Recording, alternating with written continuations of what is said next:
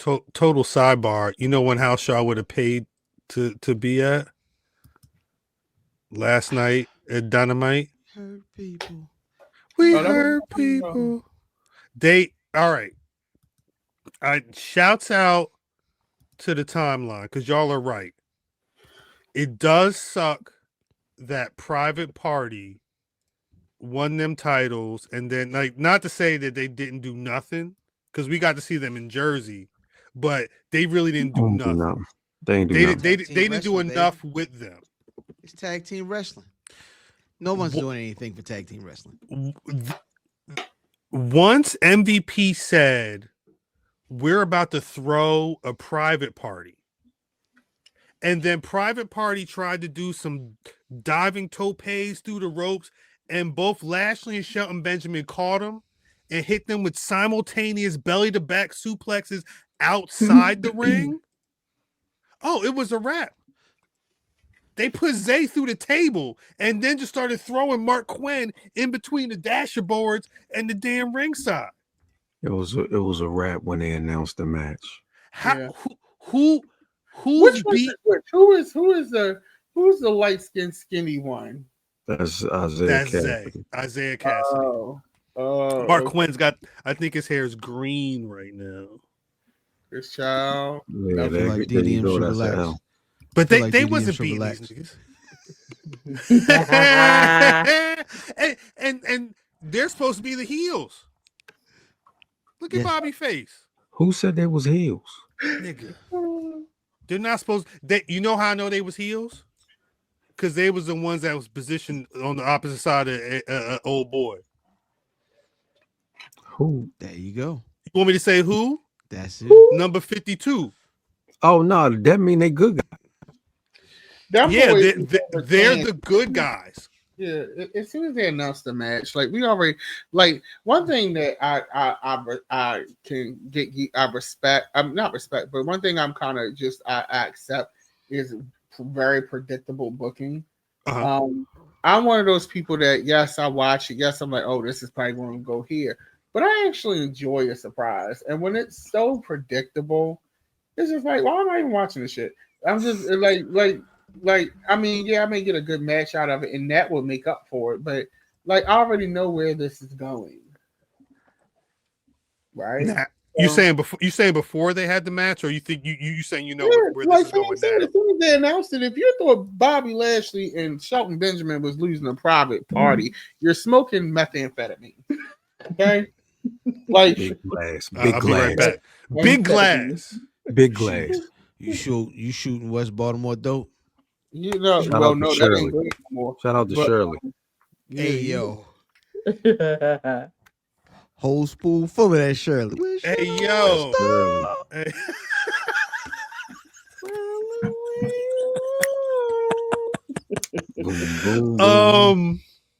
I don't want to do too much speculating, especially because we got to get out of here soon. There's been a lot of talk about a lot of people who are currently in AEW who may have contracts going up soon.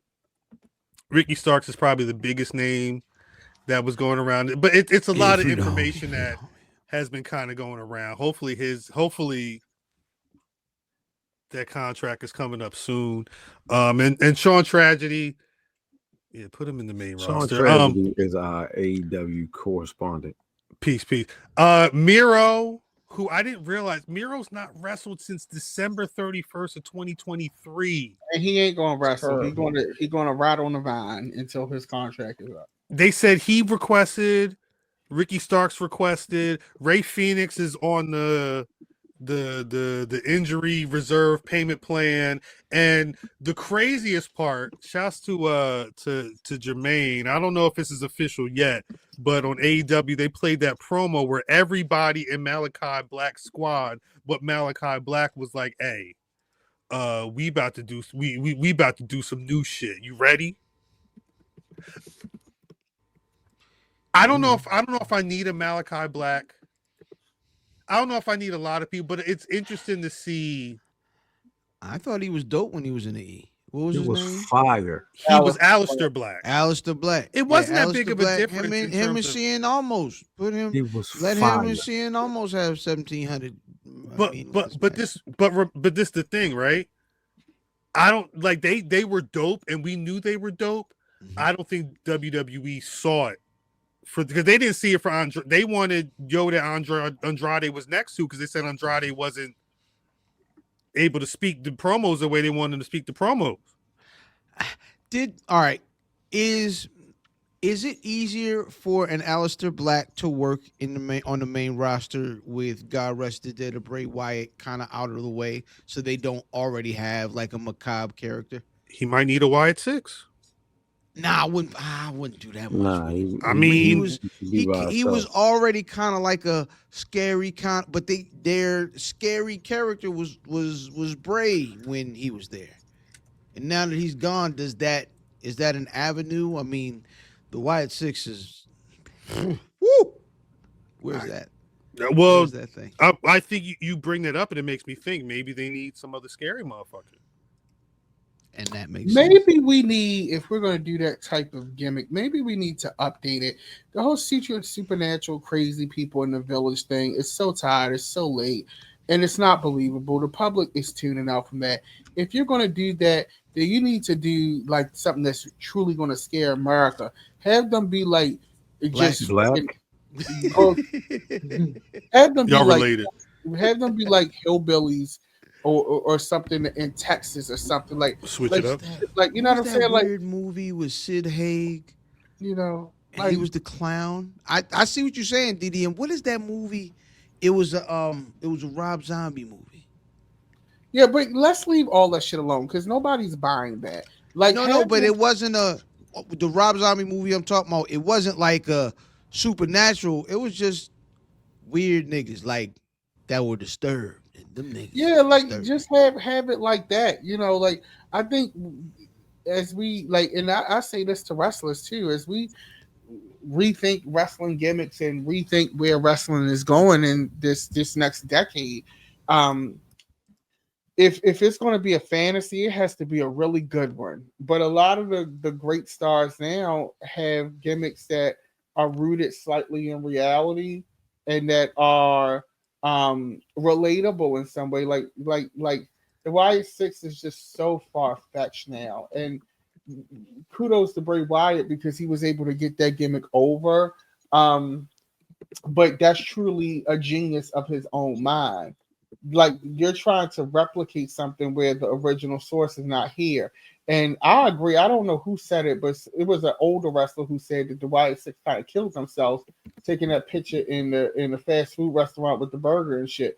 Because yeah, they did. I think to me, like even when they did that great opening where everybody was fucked up in the back of the control room and everything, and we thought Chad Gable got shot in the head or something crazy like that. That was a great start. And then Chad Gable's on TV next week like nothing happened. Like he had a bandage on. Like they cut it at the knees, and it is unfortunately on a promo level. Whoever that guy, his brother, it's cute, but it's just not. It just is not it in this era, and especially with where WWE is. WWE is marketing themselves and positioning themselves as a viable, quote unquote, real sports thing, Mm-hmm. and this shit just doesn't work in this. Like nobody gives. I don't think they gave it time. I don't think they invested in it and gave it the legs that it needed to give. Right. We thought that that's what was going to happen when that writer popped on, but it didn't. And I think it's patience. I don't think they had patience. Honestly. Well, it's funny because I mean I don't want to say I feel like at a certain point it's a Triple H decision, like whether it's going to be more time on TV or less. And they always say Triple H pays attention to the timeline, and I don't think the timeline was hype with the build to the Wyatt 6. Once the Wyatt 6 was on TV and like wrestling matches, I don't know if those matches were wowing people compared to some of the other bigger stuff that will be on those shows. And that's another problem. I think the matches were not. Those are all guys that can wrestle, but I think if you're going to be this kind of gimmick, then your wrestling style has to be sinister. You have to be doing things that make me cringe. You have to be dislocating joints. You have to be scaring me like that. I in the group chat when they did that shot of Jacob Fatu when he appeared on the ring apron, and I was like, oh my god, he legit scared the hell out of me. Just looking like that. Like they don't scare me. They don't. I'm not afraid. Right. Like the match is like you're having them do 6-man tags with the Final Testament, and like it's just like who cares? Like, it's just not it. Like Nikki Cross should have been making girls bleed. I should have saw hair come out. I should have saw her picking bitches up and like murdering them, and we just didn't see that. It's just like what the hell? It's giving Party City. They going out of business, no?